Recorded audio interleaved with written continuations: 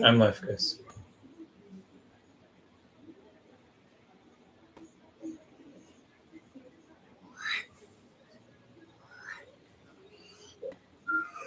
Okay, guys. Well, welcome to this live stream. I'm actually live today because I haven't gone live for years and years. And it was one of the perks that they used to have on YouTube back in the day. So, like, it used to be that back in the day, you would only be allowed to go live, I think, if you had something like 500 subscribers. And then they changed it, excuse me, to 1,000 subscribers. Anyways, I'm going live for a few reasons. I wanted to see how this would look and how the screen would look, as well as I actually purchased a microphone right here, and I was wondering how well the audio is picking up and if it's picking up or not. And you can hear like a little bit of the background. Actually, my environment is always kind of lively here. So that's what's going on. In terms of what I wanted to talk about today, it was about verifying information. And one of the main things that we should be doing as responsible citizens, as good Muslims, is to verify any kind of information that comes our way. And in that case, actually, I made a vlog for today. I finished all the editing. I actually published it and everything. And it was about the student who passed away or died or was murdered in Malaysia. That's still like under investigation, and that is the student, the 13-year-old student named Zara Kairina. Um, the reason why I took down that vlog was because I found out that a lot of the information that had been shared to me and that had gone pop or viral in popular media, a lot of that was unverified. And when I was reading that, I was reading that as like already verified. This news has come out, or like this news has been out since July of last month. So I thought that in between time that the news would be more accurate, but I was actually sorely mistaken in that. I ended up talking a lot in that video about things that have been considered false news or fake news. So I took down that video as quickly as I found out that the information was false. That said, I believe that there is a young student who died in Sabah and who fell to her death apparently. Now, the issue is, was that due to a bullying incident, or was it an accident, or was it self-inflicted? That is unknown. And unfortunately for that girl, she passed away. She's 13. I believe her body was exhumed. That is in the news, and they had an autopsy. So like the parents are on board with trying to find the facts. And hello to whoever said hi here, bad boy. Welcome aboard. I'm just talking about the case in Malaysia right now because I actually made a video earlier today, a vlog, and it basically contained a fake news story that was promoted by a 39-year-old in Malaysia who later on was arrested. So that said, I had to retract that video, and it was only like live, I think, for maybe 5 minutes or 3 minutes before I found out, and then I took it down quite quickly. So I'm going to record another vlog about that situation when more information becomes available. Now that said, this is Q&A, and Bad Boy said, "Can you tell me about jobs, data engineer in Riyadh?" When it comes to anything outside of the educational field in Riyadh, I'm not going to pretend like I know. I don't know. It depends. I know that a lot of who gets hired in Riyadh depends not only on their expertise but on their passport, and if they want to pay less for that position or if they want to pay more for it. I know that a lot of these jobs, especially in the field of IT, data engineering, these types of things, are trying to be Saudiized right now. So a lot of Saudis are trying to obtain those, or get hired in those positions, and also the government is assisting in that. So, all right, Amar, good to see you. So, like, that's the challenge. I would think for many people who are trying to go and work abroad, especially in the Gulf, I would suggest looking first into Qatar, and then Bahrain, and then maybe the UAE. Although I'm not a fan of the UAE. And after that, start looking at places like Saudi Arabia and Oman. And the reason I said that is that Saudi Arabia and Oman are now farther along in their process to nationalize their jobs or to bring in local workforce to do jobs that the citizens should be able to do on their own already. So Qatar and the UAE are they're not as far along, or they're not really moving in that direction as much. So that's something to consider. Amar, you're in your third year of engineering. Now, where are you coming from? That will make a big difference. If you can put that in the chat, that will also make a big difference. When it comes to the English-speaking realm, they typically like passports only from English-speaking countries. Okay, from India. So you have a lot of competition. It doesn't mean that it's not impossible, but definitely you can always try. But like I said, please try with the rest of the Gulf first. And once you get residency in the other places, once you get like an iqama or a residency card, you'll still be able to do things like go on your umrah, or it might be easier for you to make hajj as well. So, but definitely umrah is easier. I'm not so sure about the hajj. Hajj is always a tricky situation. So that's something to consider. I would first consider Qatar, then Bahrain, and then the UAE. Okay. Well, if your dad works there, maybe he can help you find the place. Good, good. MashaAllah. If your father's already there, then that should be a big help. That should definitely be a big help. I do know that I'm not sure about, again, data engineering, but I do know that many Western teachers have left Saudi Arabia because the cost of living increased so much in the last like 2 years, that it became, unlivable, I guess. Okay, the next is from Aries here. Why did Americans, when they live out their country, call themselves an expat, but when Asians move to us? No, it's not a rude question at all. Actually, Filipinos call themselves expats. It's just about how you view yourself and how you want to own the language and use the language. And I feel like there is a movement that tries to critique power and language, and they feel like expat is one of those hot topics. But it just depends on how you view yourself. Now, like, if you move to the United States and you intend to go home and you don't want to stay for a long time, like many of my students actually online um, from Japan, they called themselves expats because they don't want to emigrate. Some of them do, and they'll stay and they won't leave, and they become U.S. citizens. But others, I know, like for example, one of my students was a physiotherapist in Canada, and if I'm not mistaken, she referred to herself as an expat, and that's again because she had the intention to go home and not to stay. Um, if you another issue, I guess, Aries, is that when people go to different countries, they can never truly immigrate to those countries, and that's true in the Gulf. So, for example, even if I were to like live in the Gulf my entire life, my children would never be a citizen of that place, nor will my grandchildren, and so on and so forth. So you can't really immigrate to a country that doesn't have an immigration policy. And I think that that's kind of the issue. Most people immigrate to countries that are countries based on ideas that are former colonial projects as well, like pretty much all of North and South America, and Australia and New Zealand.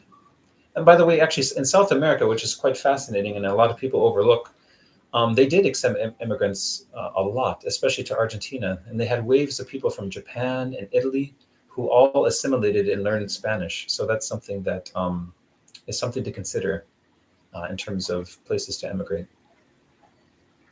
I'm not a sir, and I'm from the United States originally.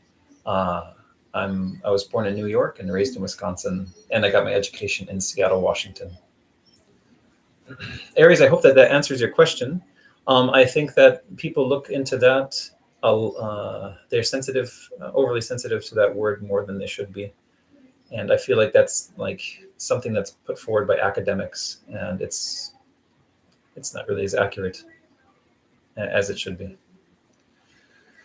So that's it, guys. I do actually consistently every month I get a lot of views for my how to move to Riyadh and how to be an expat in Riyadh, how to work in Riyadh, and it gets a lot of views because a lot of people are trying to emigrate, of course, or not emigrate, but trying to relocate. Um, and it's easier said than done now. I think that it was the golden age of teaching in Saudi Arabia, I think, has come to a close. I think that unless you are willing to, maybe I shouldn't say that. So, like, if you're a single person, if you're a single male without a family, and you don't mind living like in a smaller city, there are still some really cool opportunities and places where you can, do well. Specifically, like in the Asir region, there's a lot to do there, and there's a lot to explore. And in the Najran region as well, even the eastern province, it's going to be a lot, more expensive there, but at the same time, there's a lot to do. I I personally love the South the best in the country, and the only thing that holds me back from actually just going there right now is a lack of schooling for my little one. So they don't have really good schools in the South, and in the south of Saudi Arabia, that is, and because of that, it's just no longer a possibility. If it was, I would jump on that like in a minute because the south of the country is so beautiful, guys. Okay, I see that Umar said he's coming to Riyadh on the 24th. Good. I hope you enjoy, and you'll enjoy a lot, inshallah. I actually don't live in Saudi Arabia anymore, guys. I moved away in February, and I've joined my wife here. I mean, she was with me, obviously, but my wife has. She was already established, so before she married me, she already had purchased her own house and she had her own car. These types of things. So like um, that side of life is kind of taken care of, and that was very, what would you say, it factored into our reasoning quite considerably because you can live in a place where the cost of rent keeps going up and up and up, or you can live in a place where you've already bought a house and you have cousins everywhere. And so for like the kids and stuff, it's better to have them uh, you know with their cousins. Sure, my name is Ted and my full name is Theodore. That's why the name of this channel, Amr, is Ted's Vlogs. Have I left the USA for good, or will you go back? If you mean like long term gone, yeah, I don't have the intention to go back, Aries. I'm an expat here in the Philippines because the Philippines, it's almost impossible to become a citizen. So I'm kind of like stuck in expat land, unfortunately. If I could emigrate to this place, I would consider myself to be an immigrant and I would get the citizenship. The same is true for places like Malaysia. If I could be an immigrant to Malaysia, or even I think Indonesia for that fact, I would, what do you call? I would do that. I would immigrate and I would consider myself to be an immigrant. But yes, I don't have the intention of coming back to the United States, only to visit my parents and my relatives. That's about it, though. I feel like the U.S. The things that are beautiful about the U.S. are just how spread out the country is, how much space that you have for yourself. That's something that I really appreciated, and also, of course, I love my people, and I like the people that I grew up with. I love the people I grew up with. Um, so I kind of miss them in that regard. But everything else is very, very, how would you say that? It's very isolating and very lonely. And a lot of my students actually who live there right now, who are learning English and also working, uh, they complain about like the loneliness there. They complain about the loneliness there. So I can, as soon as they complain about the loneliness, it brings back a lot of memories about how it was. But Aries, to be quite frank with you, I left the United States in 2012 with the intention of making hijrah, of trying to fulfill a religious duty. And that religious duty was to, as a Muslim, try to live amongst the Muslims. And I was presented this concept was presented to me, excuse me, by different sheikhs. and especially I would say influential talk I heard convinced me from early on of being a Muslim that I should try my best to live in a Muslim area. And here in the southern Philippines, actually, I'm kind of surrounded by mostly Muslim people, but it's about the city I live in is like half and half, like that. So I don't intend on going back. That's a long-winded answer, isn't it? Uh, yeah, there are some really cool things about the United States, but at the same time, I wish things were better there. I wish things were better in Saudi Arabia too, by the way. It's like the other way around in Asia. The thing about Asia, which is quite interesting, is people really pack together when it comes to housing. Like they'll have like a huge plot of land, but then you see the house. It's like small. I'm talking about I should say Southeast Asia, guys. It's like small, and people are like they really live closely together, and that's one thing that I wish I could change. um, Amr, you said, sir, what's your profession? I am an educator. I'm currently an online teacher, uh, an online tutor, I should say. And I've worked in educational management, educational consultancy. Um, I've been an academic advisor, and I've been a teacher. I've kind of done the whole thing, I guess. I did management for 7 years, and I got a little bit tired of it, to be honest with you. Um, Yeah, it was quite weird, the things that we had to fix and the issues that we had to solve as managers, especially managers for an English program in Saudi Arabia, but it was a very rewarding experience. I was also an academic director in Malaysia for just 1 year. That was a very, very stressful but very rewarding part of my life as well. To be honest with you guys, which imam do I follow? Do you mean madhab, or do you mean like alive today? Amr?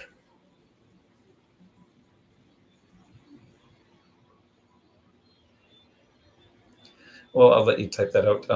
If you mean madhab, in the United States, we mostly studied Hanbali fiqh because most of the graduates that we were interacting with as common people were coming back from Saudi Arabia.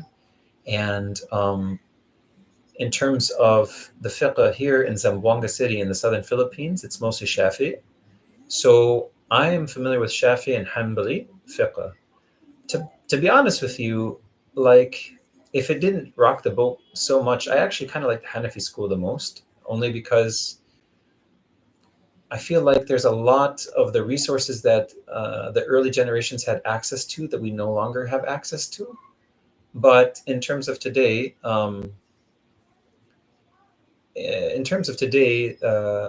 like the sheikhs I follow in real life right now would be like Imam John Starling, Sheikh Shadid Muhammad, Sheikh or Mufti Muhammad Munir, Sheikh Idris Palmer, Ustad or Sheikh Sajid Lipham, excuse me, pardon.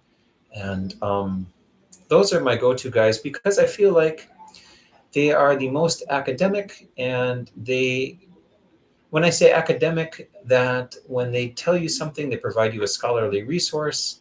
And I feel like at the same time, they are builders and not destroyers. And I'm really like allergic to the whole uh, debate and speaker's corner form of da'wah. I think it just is like something that's meant to like, I don't know, maybe it makes people feel better about themselves, but I can't stand it. And I don't think I don't think that it encourages people to become Muslim. I think it drives them away. Yes, areas most people are Shafi in Indonesia. And I mean, the Shafi method is very beautiful, and you can see the similarities. Like when people follow one school, how like that school influences so much in terms of dress and manners and appearance. So, for example, when you put somebody from like Hadramaut right next to somebody from like what would you say, Jakarta, they just look so similar if they're practicing. They practice in a very similar way. The same is true here in the southern Philippines. Let's see here. It's Assalamu alaikum. What are some differences you experienced between Saudi and Philippines, especially iman, spirituality, and mentally? Wa alaikum salam wa rahmatullah. Differences I experienced in Saudi Arabia and the Philippines.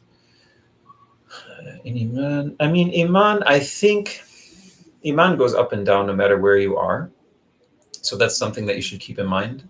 Um, I think that people really have, in the United States, I think a lot of Muslim people have in mind that Saudi Arabia is going to be like the time that it was in the King Fahd time, or even like a much longer time before that. So in King Fahd's time, guys, Allah yarhamahu, he really, Islam was felt in Saudi Arabia. There were strict rules, and things were on the tight and narrow, the strict and narrow, and things got more relaxed with King Abdullah, and things have changed quite substantially since then. So I believe, like a lot of us, especially younger guys, when we first go to Saudi Arabia, I was like 27 when I, or 28, 27, 28 when I first went there. We expected like the Saudi Arabia from before, and we appreciate that kind of sternness and rigidity, and it just isn't there right now. So I think that a lot of us also suffer from utopianism, and we think that everything will be perfect, and it's not. So I feel like we have such really, in the ummah in general has very, very like high expectations of what Saudi Arabia should be. And I don't know if those are even fair, but they feel like it's going to be like this superpower on earth, and it really isn't right now. It's definitely a power in the Gulf. And I pray for their success, but the direction that they're in right now is actually not the direction I thought they'd ever be in, which is quite interesting. Guys, when I first moved to Saudi Arabia, they never had like advertising that featured people. They had people in advertisements, like on billboards and stuff, but their faces and sometimes their arms would all be pixelated for both men, women, and children. So that's something that has changed substantially. In terms of spirituality, I can do better in spirituality. I don't think that I'm really living the way that I would think would be a spiritual life. I think that I lack that. I wish I could be better at spirituality. Um, Listening test, yeah, Aries. I hope I can help out with that, yeah. In terms of mentally, one thing that's, I guess, better here is that for the most part, you're allowed to say your opinions out loud without facing any kind of serious repercussions. And I think that that was a major change between the time of King Abdullah to the time of King Salman. In the time of King Abdullah, things were quite open in terms of what you could complain about, and you were allowed to speak freely. And I had most of my Saudi friends were in the time of King Abdullah. And I feel like the new regime, excuse me, that's in power right now has created an atmosphere where people don't feel like talking about anything at all. And you just go to the masjid, you get out of the masjid. And maybe it's also because I'm not fluent in Saudi Arabic. I mean, I can understand a lot, but I think because of that, that people are very reluctant to talk to me. And it just meant, basically what I'm trying to say is that it meant that every masjid near me felt like a highway masjid, like a place where you just go, pray, and get out and keep driving. And unfortunately, even the neighborhood masjid kind of turned out that way, with a rare exception here and there. What is your opinion on the Shia? My opinion on the Shia doesn't really matter. There are scholarly opinions on this. I'm not one to rush to push people out or necessarily move people in, but they just have a different corpus of texts that they use, and they believe that their corpus is correct and that ours is false. And likewise, in Ahl Sunnah, we use a different corpus of texts, and we believe that ours is correct and theirs is false. And that's really, there's never going to be any kind of bridging that gap, because these are historically separate ways of transmitting knowledge. And like, if you try to scrutinize their texts using our filters, it doesn't work, because they didn't use the same means of transmission. And likewise, like, they wouldn't consider our sources to be authentic either. So that's quite an issue. So, I mean, I don't have any opinion. I think that I'm happy that some of them are resisting the Israelis, and that they're fighting against them. Good for them, mashallah. I wish that the majority would fight back. And we have Gaza, we have our Muslim brothers in Gaza, and they just don't seem to get many much help, excuse me, from the millions and tens of millions of other Sunnah that are in the region, unfortunately, and that drives me crazy. When you were living in Saudi Arabia, have you found the darkest side of the people there or its country in terms of culture? When you were living in Saudi Arabia, have you found the darkest side of the people? In Saudi Arabia, I didn't. I I kind of like. I like the people. I do know that. I mean, look, guys. There's a bad element of people everywhere. Um, but that said, uh, I feel like the more religious the Saudi person is that I met, the better they were in terms of their behavior and reliability and just overall, like, pleasantness to be around. And most Saudi people are pretty, you know, nice. Like, I enjoyed them. Um, I think that because I'm from a small town in both New York and in Wisconsin, that I can relate to a lot of small town people from Saudi Arabia as well. And so a lot of things that maybe people take an offense to from them, I'm just used to from America already. So the ones that were challenging are just people that used to be uh, stopped by the religious police, by the Hayat. So, like, the religious police did serve a very important function in Saudi Arabia, and they used to, keep the bad young guys and even old men at bay. They would control them, and there's an element of the community that needs to be controlled. I'm sorry, like, I never had that opinion. I would think, like, I never used to talk like that before I went there. But after seeing, like, how poorly some of them behave, I can understand why the good guys need the space to enforce Dean on some of these guys who are just like raised by wolves, it almost seems. So it makes sense. Overall, guys, like 95% are high quality people. And if you compare them to the rest of the Gulf, I mean, leaps and bounds ahead, guys. Except for Qatar. Qatar, of course, they're like cousins. Qatar and Saudi Arabia are like the same place, by the way. Like, the tribes are almost the exact same. So they're very, very, very similar, and I like them a lot. And I also love my Yemeni brothers and sisters a lot as well.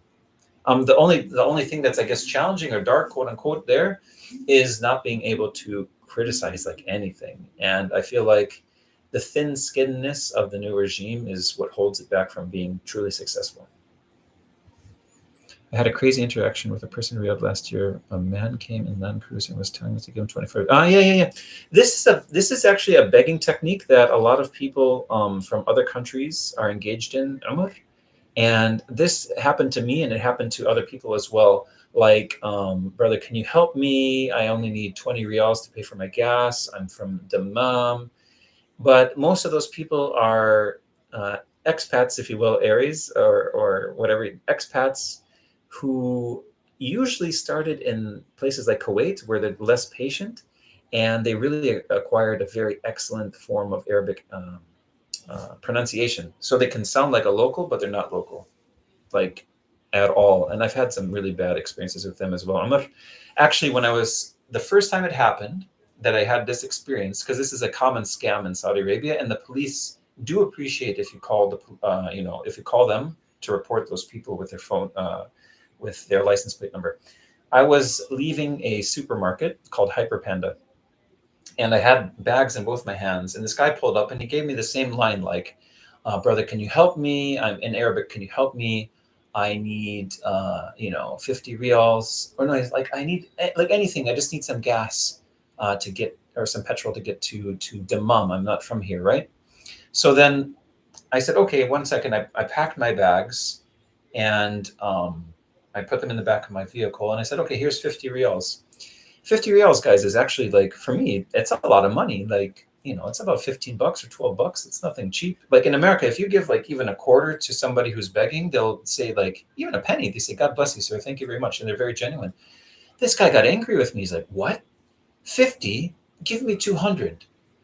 I said, huh? Really? Okay. And let me see that. Can I see that really quick? And so then I took my 50 back from the guy, and I looked at it, and I put it in my pocket, and I said, get out of here. Who are you to say that, like, that's not enough? 50 riyals isn't enough?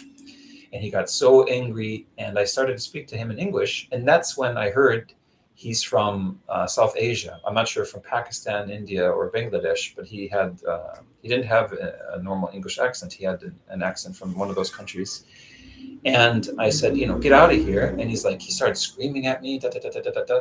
So I said, okay, if you don't want to leave, don't leave. I'm going to call the police. And I took out my phone. I started to call the cops, and he jetted out of the parking lot and left me alone. So don't fall for it, guys. If this is like the only clip that we can take from the live, anybody that pulls over in a vehicle and asks you for money in Saudi Arabia is a scammer.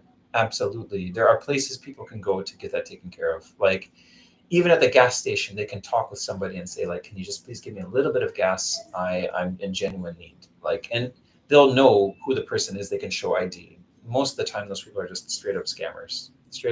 And they'll have like kids with them that aren't theirs. There's some kind of network going on, and I find it odd, and we shouldn't support it. Yeah. Interesting questions here. So yeah, those are my takes, I guess. Yeah.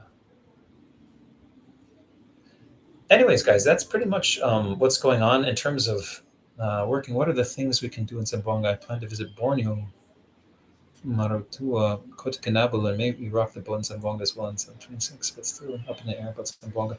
Zamboanga is a very chilled city, Aries. Like, you can visit Paseo del Mar, just a small area downtown, to just see the boats come and go. We have an old town hall that was, I think, built by the Americans. There's another place called Fort Pilar, which was built by the Spanish. It's like a garrison. And there's a shrine there for the Catholics. I mean, there's a museum there too. The museum is pretty cool. There is the old market downtown, which has a lot of cool stuff. But I think all the things that you can find there, you can also find in Indonesia. It's just a different vibe. It's a whole different place. We have the boulevard. Again, this is an evening place that you would walk and enjoy. Along the coast, we have the biggest mosque is actually being built not too far from where I live, the Sadiq Salih Masjid. It's going to be the biggest mosque in Southeast Asia. Swimming is an option. Going into the mountains or not like mountains, but I guess they're mountains. You can go hiking in the mountains. So there are those options. And besides that, in Zamboanga, like, I feel like it's more of like a place to live than to visit, to be honest with you. And we go to the cafe, things like that. Like, it's not like a touristy place. We don't have actually a ton of tourists here, to be honest with you. We have got nice universities, we've got decent schools, and we've got a lot of good places for coffee. The traffic is terrible. And once I start to get further out of the city, I just like the natural scenery. So yeah. I see that, Omar, you wrote a message, but you deleted it. So whatever you wanted to say, sorry, I couldn't see what you said. I want to see the message that you put on Instagram. I find it really cool. Yeah, it's like, I would say 65% finished. And if anybody wants to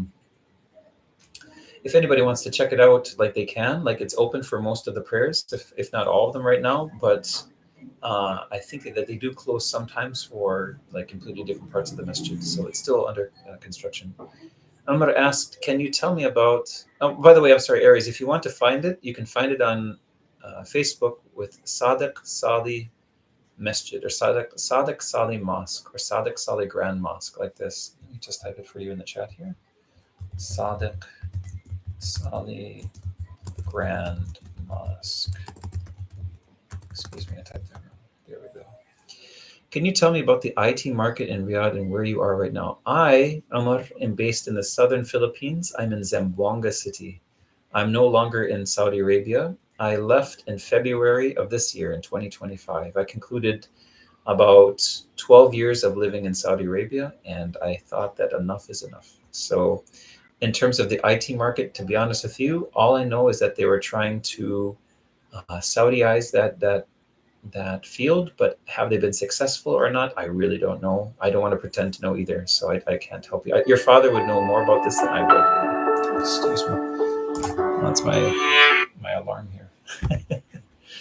Guys, I've got about 5 more minutes, and then I'm going to head out. If there are any other questions, feel free to put them through, and we can have a chit chat.